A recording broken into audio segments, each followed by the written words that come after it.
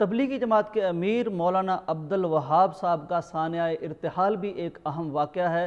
یہ ایک شاندار مثال ہے مولانا کی وفات پر جو مناظر ہم نے دیکھے، ایک داعی دین کو جو عوام عزت دیتے ہیں، اکرام دیتے ہیں، محبت دیتے ہیں، عقیدت دیتے ہیں، اس کی ایک شاندار مثال مولانا عبدالوہاب کا جنازہ تھا۔ مولانا عبدالوہاب یہ تبلیغی جماعت کے حالیہ امیر تھے۔ آپ 1922 یا 23 کو دہلی جب دارالحکومت تھا تو اس کے ضلع کرنال میں پیدا ہوئے۔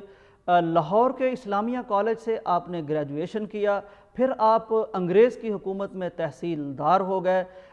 پاکستان بنا تو ہجرت کر کے پاکستان میں آ گئے۔ 1944 میں آپ اس وقت کے تبلیغی جماعت کے امیر مولانا الیاس صاحب سے ملے اور زندگی ہمیشہ کے لیے تبلیغ کے لیے وقف کر دی۔ 95 برس ناظرین آپ نے عمر پائی اور اس میں سے 70 سال جو تھے وہ آپ نے تبلیغ کے لیے، دعوت کے لیے وقف کر دیے۔